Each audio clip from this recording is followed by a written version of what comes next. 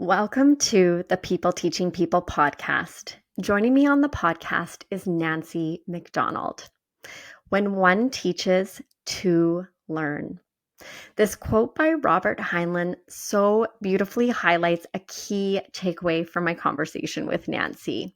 Being open to learning and remaining curious as both a teacher and a learner can lead to so many beautiful experiences and opportunities to grow. I love how Nancy describes her art studio as a lab for life and how she shares her story of evolving and pivoting her business, which started over 20 years ago around her kitchen table. Nancy Macdonald traffics in hope and joy. She's a best-selling author, public speaker, and owner of Art Studio for Children, where she has had the great privilege, joy, and mess of serving over 7,000 artists of all ages. Her love of the unexpected, coincidence, hidden meaning, and humor are thrown onto every canvas. The art school is an opportunity to love, nurture, and empower others and give Nancy the most joyful work she could imagine. Thank you so much for joining me today, Nancy. Oh, I'm so thrilled to be here, Tiana. Thank you for having me. Well, we've got lots to talk about, but I wanted to start off exploring a little bit about your journey and your story and some of the pivotal moments that led you to become an artist, but also to establish the art studio for children. Well, let's start first with becoming an artist. I think, and I tell my students this always, we are artists if we do art. It's not like a light switch that suddenly goes on. So my mom would tell you, ever since I was a little girl, I have been making and baking and doing and burning things in the toaster oven, and all the things, glitter and glue and paint and out in the backyard. So it's always been a big part of my life. But truly, as creating a business, it started when I found my 4-year-old daughter drawing in a way that kind of astounded me. She was young and she was creating quite a sophisticated sketch in her room by herself. And from that point, I wanted to embrace and really encourage this side of both of my children. And so we embarked on a small group program around our dining room table. I think we had 6 kids the first week, 1 6-child class, and that was over 20 years ago. And since that time, I've worked with more than 7,000 people of all ages. So it's really a homegrown story. I love that so much. I like how, oftentimes it is our children that inspire us or create a spark or a nudge that kind of gets us heading in a certain direction. And I can just picture that group of 6 around the table working. And oh my goodness, what a journey to grow and have the opportunity to work with over 7,000 people. That's a significant number. Thank you. I'm so proud of it and I'm so grateful for it, really, truly. So, one of the things that you shared with me, and I love this so much, is that you see the art studio as a lab for life and that it's never just about the art. So, I am curious to learn from you, what are some of the art and non-art skills that someone would gain from a studio experience with you? Thank you for that. Yes, it's okay. So non-art, we'll start with that because they're the least obvious. You might imagine that there would be many non-art bonuses to any art class, but not everyone's going to think that way until they experience it. So we talk, Tiana, about digging deep. We talk about approaching the studio and our artwork and each other with a deep sense of agency and gratitude. So agency is each student being onboarded to feel completely at home in the studio. And when I say that, I don't mean they're jumping on my bed upstairs because it is a home studio. I mean that they are respecting the space. They come in, they arrive, they set themselves up. Their shoes go at the door. They come down to our beautiful home studio. They grab their stool, they grab their smock, they grab their sketchbook. Gratitude, we can talk about gratitude now. The gratitude is every class we do something I call our 8 great. So that student will arrive, that first student who arrives gets to choose a letter of the alphabet. And from that letter, and this sounds very basic maybe, but I know it won't be wasted on you. Let's say the letter is F. We draw or we write, and then we share 8 things that are great in our minds, that we're grateful for, that start with that letter. And sometimes they end up needing a little bit of a prompt. So we talk about categories: family and friends and food. It's coincidence they all start with F, but you catch my Yeah. drift. Hobbies, academics, subjects at school, experiences, sounds, smells.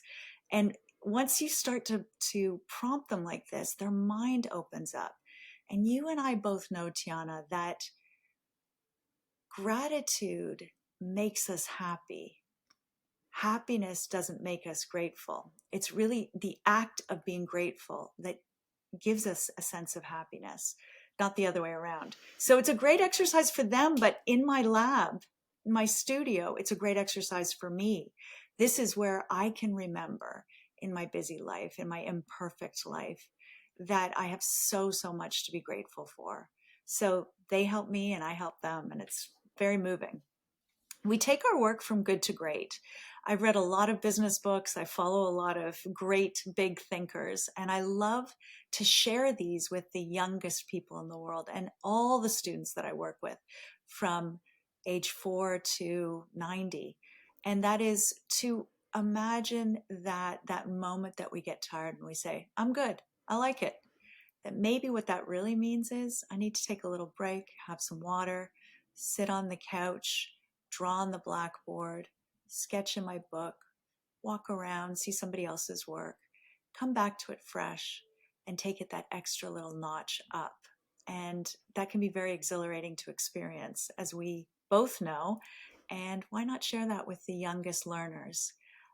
At the core of our values is a sense of inclusion as well. So that's a non-art skill, but very important to me. I want to surround myself with people who accept each other, who are respectful with the space that we are occupying together, with the people sitting beside them, with the noise level. Why can't we give ourselves that gift that maybe it's just going to be a quiet but invigorating studio time?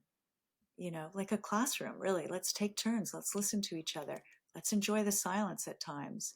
So that has astounded a lot of people when they walk through my studio, that actually it can be completely quiet with classical music. And I've got a room full of 7-year-old boys. Something else. So then the art skills, that's everything. I mean, that's these beautiful words that have the double entendre, like perspective and composition and color and texture, because those are life words and art words. Impasto, graffito, sketching, layering of color, using a wide variety of mediums by their proper name, building up their toolkit, not just for art, but that's important, but also for life. So that's where we kind of focus in the lab. I love that picture that you're drawing of what the experience is like. And I think it's so critical, like with any learning experience. And I appreciate all the thought and care and attention you've given to this, is creating that sense of community, that sense of culture, that sense of connection among the students or the kids or adults that you're working with, because it really creates that safe space. They know what the expectations are. They know what they can do. They're being thoughtful of others around them. And it creates a space where they can take risks and stretch themselves and make a mistake or ask a question. Like, it's a safe, comfortable space to learn and explore and experiment. And it sounds like you've given a lot of care and attention to really setting your students up for success that way. Well, it's interesting. It's very easy for me to come up with this because it's my sense of utopia. We have a lot of experiences just looking at the evening news or the newspaper or what's going on in the world with dystopia. We have a lot of experience with less than perfect human behavior to one another. And by the way, I'm not looking for perfect, but what if we could just create an environment where we elevate each other and ourselves, where we speak with mutual respect, and where we feel safe and heard and seen and happy and peaceful? I just think that is how you are probably approaching your life with your family. Yeah, it's busy. It's, as you could use the word chaotic at times, but it's still generally happy and peaceful. People know, as you say, they know what's expected of them, and I know what's expected of me and what I want to do in that time together. No, it's so true. It's like the calm in the chaos, which I love the chaos and I love the calm. But yeah, having those clear expectations and really creating that space and time for people to be their best and to be their best towards others is fantastic, no matter what type of learning is taking place. Now, I always think about teaching and learning as being such reciprocal processes, experiences, whatever you might call them. But we learn so much by teaching, and Mm-hmm. we teach and by learning as well. And as a teacher, I just never feel that I know it all. So in my past, I was a junior high school science teacher. And even though that was my area of specialty, I would never call myself an expert. I always felt like there was Mm-hmm. something more to learn. And in any interaction that I have with individuals and groups in a teaching role, I find I learn. And at times, much, much more than I feel my learners have learned from me. So I'm wondering how this idea of the reciprocity of teaching and learning ring true in your role as an educator and working with students in the world of art. Tiana, I love what you've said about your own experience. And I would like to say that I think that that likely has always endeared you to your students and probably your friends, family, and your clients. That sense that you're prepared and you're good at what you do, you're great at what you do, but there's room for improvement. There's room for surprise. There's room for, say, the youngest person in the room or the very oldest person in the room or anybody in between to teach you something or to remind you that this is a journey of learning and that you don't know everything. So I love that. We can't be apologetic about that. So I feel like I'm constantly raised up by the artists that I work with. We have a mutual love and admiration for each other.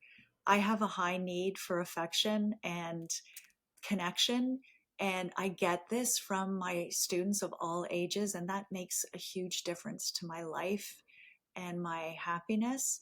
Their creative ideas, their sense of fun, surprise, their pure love for the moment inspires me every day. When our hands are busy, we are able to, our hearts are sort of freer, our spirits are a little more free to share what's troubling us, what we're struggling with, what is difficult, what is joyful, our glory, our pain, all of it. And I've found over the years, if I have a personal struggle, I might come to my program. And after we get started, working with our hands on the project, that I might say, when you are struggling, what helps you? And, a 5-year-old's take on that is useful because at the end of the day, it's the simple solutions to everything. So during the pandemic, I was always asking them, and by the way, of course, I pivoted to Zoom with art kits. So it wasn't in person, but it was helpful to me. And I believe I helped a lot of people at that time. But we talked about, we did our 8th grade. Absolutely. We hung off of it. We needed it. But they would say, helps me to be with my pet, snuggling with my pet, or hugging my mom and dad, or playing catch with my brother in the backyard, or Doing art comes up over and over again. Talking to someone I trust, so being out in nature. Tiana, you and I are just getting to know each other, but I would guess your your things that help you when you're struggling are probably all of those things as well. So we know them implicitly, but we forget them in the time of need. So to have these people of all ages remind me, baking cookies, sitting by the fire, going for a walk at night and looking into people's homes, when they're lit in the wintertime, whatever the case might be. But they were simple things, and they were things we still had control over during the pandemic. So that's a long-winded answer, but I get so much from them. And of course, they will try things within the realm of the curriculum with me, and that's where I learn either a way to redirect them back, or to say, that's a really great place you've taken that project. I'm learning from you, and I'm going to use that with others. So, both in the non art and the art skills, we'll have these moments of reciprocity. Absolutely. And it's interesting in listening to what you're sharing. You have such an openness to that. So I think sometimes that's kind of the key piece. Like there's so much to be learned from our students. Well, there's a quote by Adam Grant. I don't know if you've heard it, the organizational psychologist, like the idea of what if we just assumed we could learn something from everyone we meet is the essence of the quote. And I think just having that curiosity and openness to the people around us and what might be possible is so important. Now, over the years, so your business started in 2002, is that right? Yes. Yeah. So over time, I'm sure there's been lots of learning and evolving and growing. So, what have been some of your key takeaways over your journey in having your business since way back in 2002? Well, where to start? There's so many lessons that I'm deeply grateful for. There's all kinds of things perhaps I wish I'd done earlier. I might have been a late bloomer in a few areas. The business, back when it started, really relied on and flourished with what I call WOM, word of mouth or word of mom marketing. So really, that's what it was. The business did very well simply because I was out in the world, people knew, people talked about it. This is sort of, we weren't really emailing a ton at that time. There was no email marketing. There was pretty much no social media to speak of. At least it wasn't being used in this way. So building my database was an important thing to do, taking care of it and creating clever, succinct, visually interesting, compelling email marketing programs and social media, getting in front of the camera, which is nobody's idea of fun. I haven't met anybody who really wants to do that, but we have to do it. We have to do it. So really, I was hanging out at school, picking my children up, getting to know the other mothers. That was my target market. Well, of course, as we know, Tiana, our children grow up, and we do too. And, we need new ways to reach out to people. So I think that's been a big evolution. The way that I let people know what I'm doing, Google reviews have been very helpful. There's still a good amount of word of mouth, but people, there's so much density to the information today for people that it takes them a while to say, oh, that's the person that I heard about who does that neat thing, and I want to be involved. Yeah, it is such an evolution, and I do appreciate so much what you're saying about our kids get older, and so do we. I see my kids getting older, and I have to remind myself, oh, yes, that means I'm getting older too. Our oldest is now taller than me, and I look up to him. And we do have to evolve and grow and change. And obviously, you've created something beautiful and wonderful that people talk about and continue to want to learn more about and get involved and engaged with. So, I want to go back to this number that you shared with me. So you've served over 7,000 artists of all ages at your studio. And I'm wondering if there is a particular, like, heartwarming or inspiring story about one of your students' artistic journeys that you would feel comfortable sharing with us. I thought about this idea a lot, and I mean, there's countless funny stories. And one day we were doing a makeup class, and three little girls showed up and said, "Are we going to learn how to put on the makeup, or are we going to, you know?" So it's just, okay, this is not a makeup school. This is a Yeah, makeup class for the art class that you that's missed. so Really funny. cute. So lots of humor, lots of poignant moments, lots of tenderness.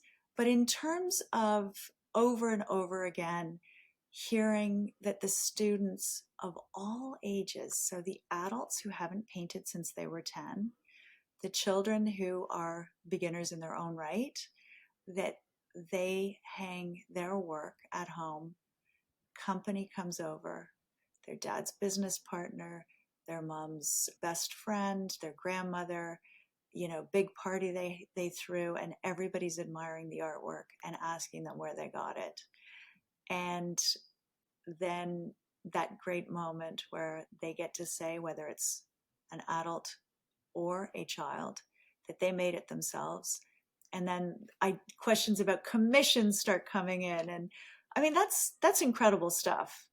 So they've already loved it enough to hang it up, and the rest is just gravy. You already have this beautiful piece of art that reminds you that you are in a growth mindset, that you are capable of doing things. You're an engineer by day, but you can paint a painting, or you teach science to a middle school, but you can make beautiful art for that blank wall. Or your child who maybe they haven't found their thing, but they're proud of this that they did, and it's up on the wall or it's given as a gift. So that over and over again is brings me a lot of joy, that they're just so thrilled with themselves and they get to say they made it themselves. I love that. As an aside, just with the number of years that you've had your business, have you had an art student as a child come back as an adult? Yes. So let's say that the oldest is maybe 25 now. I have so a bunch of these great, wonderful students, because my there's a huge intersection between my personal life and my professional life in a way that 40 years ago would have been unheard of. You should never combine, and now it's completely combined. So my friends become clients, my clients become friends, my friends' children came to my art school, and that is amazing. I love that so much. But I think having them return and work for me, I run an art camp in the summer, and so many have come to work for me. Many have, I recently had someone who I think is in grade 12. Their mom reached out. She's at boarding school in the States, and she had an art exhibition that was very big. And so she sent me her artwork and thanked me for, bringing out her artistic side. And I really love that. I really love that. Those full circle moments are so much fun. And I sort of asked this because of a recent experience that my husband and I had. So our youngest goes to, well, he's in junior high, he's in grade 7, and he started at a new school. In Alberta, there are middle schools, but it's kind of elementary, junior high, high school. And I already knew that his math science teacher was someone that I taught in university as one of my education students. And we had parent teacher interviews. So we had our interview with her. And then we went over to the humanities teacher, and she looked at my husband and said, "Did you ever teach at Midsun Junior High?" So my husband had taught her when she was in junior high, and now she's our son's humanities teacher. So just these small world moments where we sort of reconnect with students that we've worked with, and I just thought it was so neat that now they're teaching our child.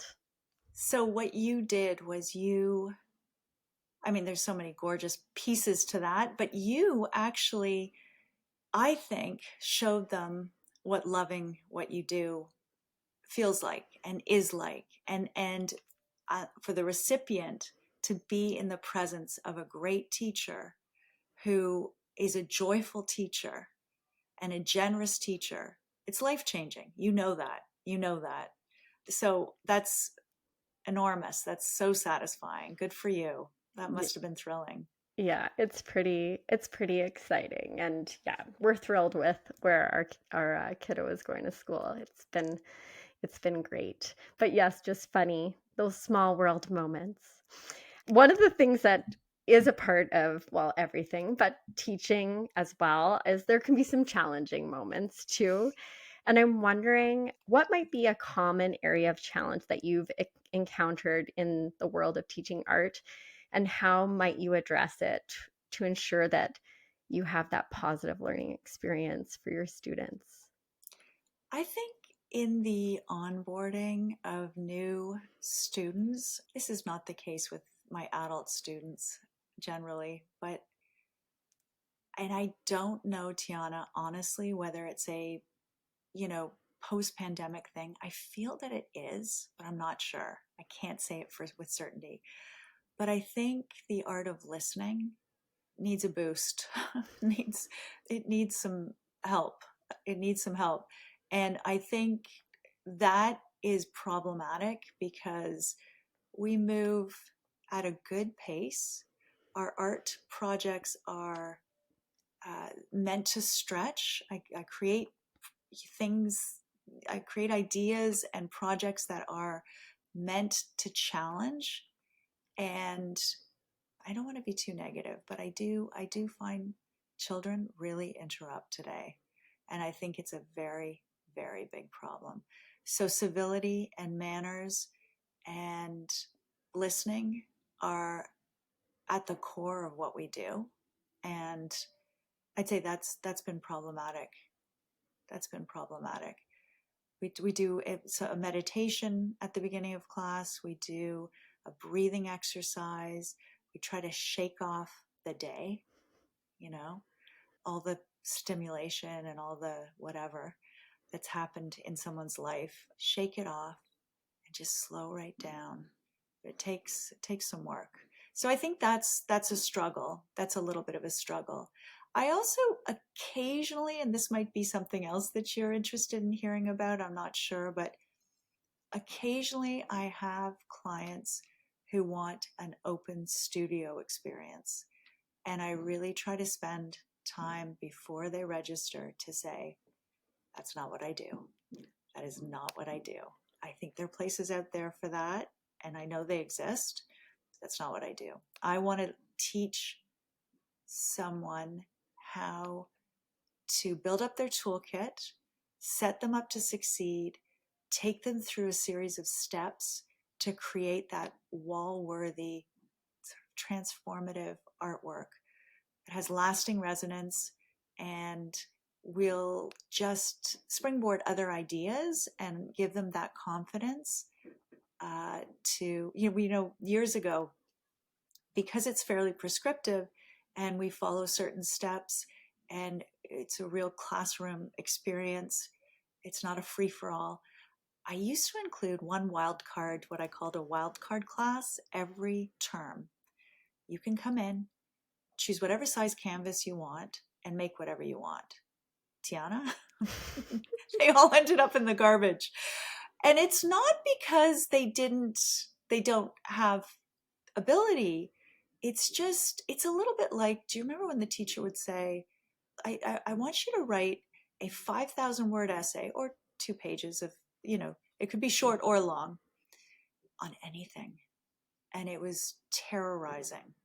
The blank canvas can be like that too. So what I'm hoping is I give enough of a, amazing experience in each term that they start to look at the world differently. They start to see the world in an artful way, and they pick up on, their own style with time.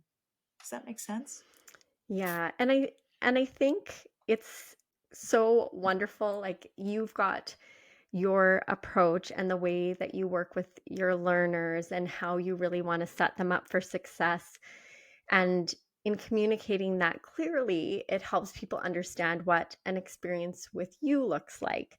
And there can be different experiences and different opportunities students might experience with art. But I so appreciate, I think sometimes along with it kind of goes with the listening piece, right? It's Mm. really understanding what the learning opportunity is all about. So it requires that good listening and that good communication. And it sounds like you've really invested a lot of time and energy into communicating that message to others and then creating, a beautiful learning space for the type of art and experience that you have students go through. It's funny, last night there was an online school council meeting for the school that my son goes to, and the focus is on STEM, so science, technology, engineering, math. And somebody asked the question, would it be possible that there could be organized hockey, like an ice time before and after school? That would be amazing. So many kids Mm. enjoy hockey. And the principal said, I love the idea. And maybe one day we organize like a staff student hockey game or something like that. But that's not what our school is about. And if we deviate too far from like a focus on, if it starts to become a hockey school and a focus on like incorporating ice times into our day, that takes us away from what we're really good at and strive to stand out for. So nothing wrong with that idea. And there's lots of opportunities in the community for kids to get engaged in that. And maybe there's a way we can bring it in as a fun community building activity, but that's not what we do here. And I Hmm. thought she just said that so beautifully, like respecting the question, but just also saying that's not our school. That's not our program. And we want to be really good at what we do best. So I liked that. We have to say no to say yes. And this is Yes. a good thing to teach our children too, that we can't be all the things and do all the things. So I like that too. Somebody Yeah. who's kind of firm, but, you know, listening, Yes. considering, but kind of firm in their values and their mission statement. Yeah. And I think that is really what makes like your experience amazing and wonderful, because you are really tapped into your values, your mission, and what you bring to your students and the experience you create. And yeah, I just thought it interesting how the principal needed to step into that space as well and address the questions. And I'm sure just like you get those questions too. So I wanted, speaking of science, technology is always, a hot topic these days and such a huge part of everything we do. And I'm curious about, in this crazy, rapidly evolving world that we're in, how do you envision the future of art and how it might evolve in the context of technology and digital art and doing art with our hands? So I think that's really a great question. We are in a modern world, and technology is, I mean, look, you and I get to spend time together. That's technology, and I'm grateful for it. And there's so much online learning, and I think technology saved a lot of us during the pandemic, saved my business for sure. However, and so I will say I have done some interesting things incorporating technology. I have a online shop called nanceromance.com, and it is a place where it's a design lab. So I've taken a lot of my abstract paintings and created wearable art. So leggings and tops and tote bags, makeup bags, pillows, that kind of thing. And I also offer that opportunity to my clients if I see something that I think would translate really well. So, for example, a large canvas is done and is going to hang in the artist's home. but they would like to create pillows for their grandmother from this design. So that's something we can do in our lab. And I love that. So that is an intersection of art and technology. Having said that, Tiana, I do feel, I mean, never say never, but my feeling is this is going to continue to become a salve to the busy world and a place where we don't use screens, where we use our hands, where we enjoy each other and our own abilities without technology. So I don't know that I'd be moving too much into the area within my studio. Well, and it's funny, in this meeting last night, the students were polled. So there's now a high school open, a STEM high school, about their options and the types of experiences offered. And the students asked for art. They are incorporating that into their option program, which I think is great. And I think it's so interesting that that was a student ask and that they found a way to incorporate it. So both digital art, but more traditional art as well. Mhm. And the students really, yeah, express that interest. And I think for the school, it really aligns with like the design thinking model, because a lot of the problems that they're having students solve require creativity. Mm. And that is so central to art and the artistic process. 100%. And let's not forget the preponderance of mental health issues and the state of people's mental health and how much returning to simple goodness can help people. You know, again, whether it's a walk, conversation, exercise, being out in nature, doing something with your hands, getting off of our screens. I mean, this is a tool for living your best life. And I don't mean just fine art, just some form of creativity. It's really it's important mode of expression during times of glory and celebration and during times of extreme pain and grief. We need to make sense out of things. We have a saying here at the art studio, let's make beauty out of all this mess. And I think that really explains succinctly the emphasis on life's going to be challenging. It's life. But what can we do with what's handed to us? And there's so many ways that we can talk about that as an analogy for creating great layering and depth in art, both the darkness and the light that's required to make a painting really good and deep and beautiful. We need to have the dark colors, not just the light colors. So it's the joy and pain. It's really a neat analogy, I think. That's a beautiful analogy. I love that. Now, I want to inquire about your own experiences as a learner and who might be a favorite teacher that you've had over the years, and why does that person mean so much to you? Well, so this is this is really interesting.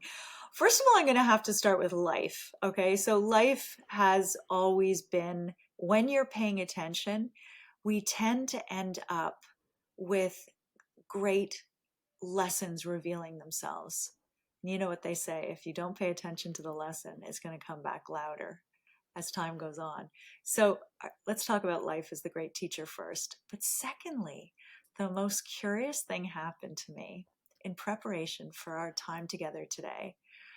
I really started to think about this because I know this is a question you've asked your other podcast guests, and I really wanted to think because teachers are so important, and you are one. And I value great teachers for my children, for myself, for the world.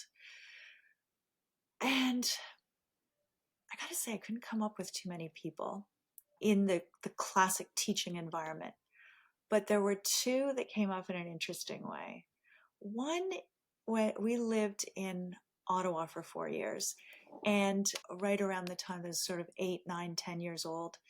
And I used to leave school and walk in that epic snow that Ottawa has. Calgary has good snow too. And I would walk to a woman's home by the name of Ingrid Levine. And she was a pretty, famous potter. And she taught pottery in her basement. And her basement was not glamorous. It wasn't beautiful. To me, it was totally beautiful. With the stairs, like the stairs without the risers or whatever, and a true old-fashioned, unfinished basement. And it was the most beautiful place on earth to me. To come in out of the cold to that warmth and that creativity. Now I got to tell you, I was a terrible potter. I made a lot of vases that leaked. And we were all making ashtrays at that time. I don't know why. I mean, nobody in my household smoked, but it was the thing we were all taught to make at school in the 70s. So anyway, I made some ugly things, but I didn't think they were ugly at the time. But that really left an impression on me. And then another amazing thing happened as I was thinking about this and kind of open to the universe showing me who was that great teacher. And somebody today liked something on my Instagram, and it was a brand new person. And their last name was very unique. And I thought, oh my goodness, very unique. I've never heard this last name again. She's a young woman with a young family. So I reached out to her. I sent her a DM and I said, are you by any chance related to, and I don't know whether I should or shouldn't use the name right now, but she said, my dad's family is from Ottawa. So she's busy trying to figure out if this is, an aunt, or I don't know. I don't, or, I had to come up with the first name, but this teacher was spectacular. Her joy of teaching was embedded in everything she did. And she went and got pregnant. And so she had to leave our class in the middle of, I think she was having her first baby. So everybody was so happy for her. I was devastated because I loved her so much. But she left this indelible mark on me that, a classroom or a studio or a room anywhere, or you don't even have to be in a room, can be really whatever you make it. That can kind of be your kingdom while people are in your space. And you can make it magical, you can make it hopeful, you can make it joyful and colorful. And that's what she gave me. And so I'd say those two examples, this basement, not perfect by anybody's, idea of a perfect anything, but she was perfect, that potter. She was perfect. Her space was perfect. The experience was perfect. Walking there by myself was perfect. And then, of course, this grade 5 teacher. So it was knowing you were going to ask me that really opened my mind to it in a cool way. Well, and it is so remarkable how these people in our lives can leave that lasting impression and just create such a positive experience for us that sticks with us. And we kind of circle back to that. So I want you to think about, when you look back at your own journey so far, what is something that you would be the most proud of? Oh, I think this is pretty easy for me to come up with, I think. And it would be, if I can choose a few things, my ability to pivot, especially in challenging times. So my two big challenging times in business were, or personally, were when I left my marriage of 16 years and the art school was very small and I needed to either find something else in a hurry or turn up the volume on the art school. And I did just that. And the universe responded, and it was magical, truly magical. I mean, really, the community just came out, and it just lifted me right up. And the other would be definitely the pandemic.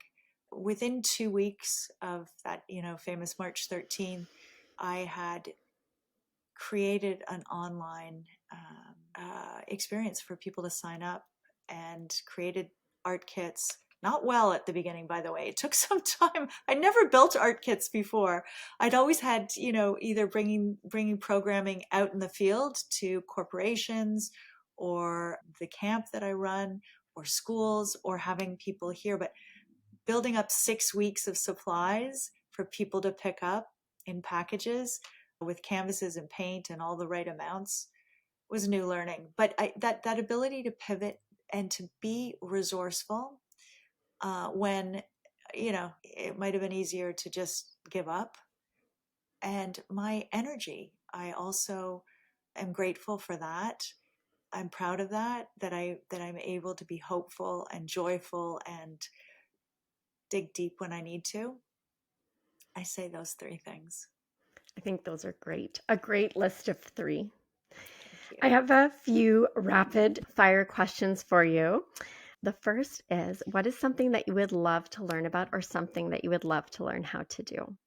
Oh, I would love, so it's, I mean, there's so many things I want to learn to do, but in terms of art, I would love to get into metalwork and create a big, beautiful outdoor sculpture of metal. So I think that would be, now that I've put it out there, let's see how long it takes for that to kind of land on my lap. But I would love to do that, to get good at that. What is a place that is at the top of your travel bucket list? I am going to Spain next year to my niece's wedding, and I haven't been to Spain since I was in my 20s. Very excited about that. I would also like to go to San Miguel de Allende in Mexico. I mean, I think I have all kinds of. I'd love to go to Japan. I don't know. Don't get me started. The list is long. I feel the same way. What is a book, podcast, movie, or TV show that you've enjoyed recently?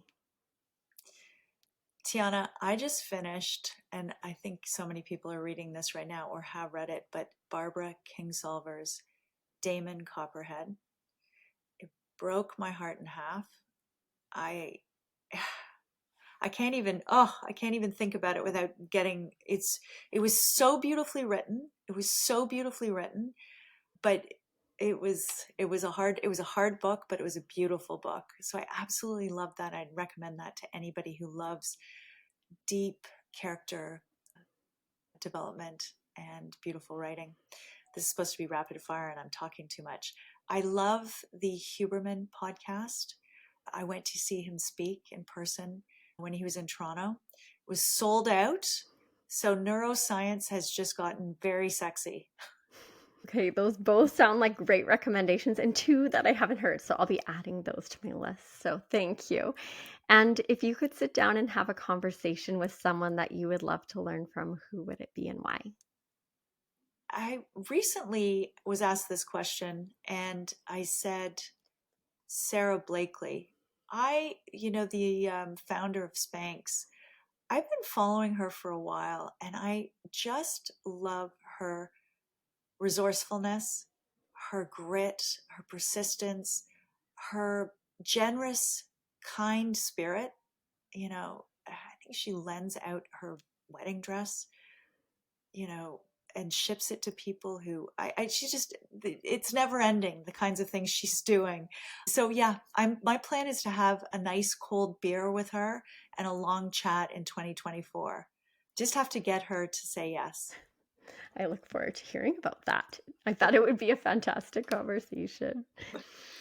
And my last big question for you is just around the idea that education plays such a big part of all facets of our lives. And I'm wondering if you have any final thoughts or words of wisdom that could empower or support people on their own teaching and learning journeys. That's such a good question, Tiana. And I think you would agree, and I hear it in your voice and everything you do, that we need to remind ourselves that we are here to learn, not get it right necessarily, but just stay open, stay hungry, stay green, stay young in our approach to not judging. I work on that all the time because I think it's easy to slide into a position of judgment. And, the thing I can't bear when people say is, it is what it is. It isn't what it is. It's whatever you make it. And so I think that's where the learning happens.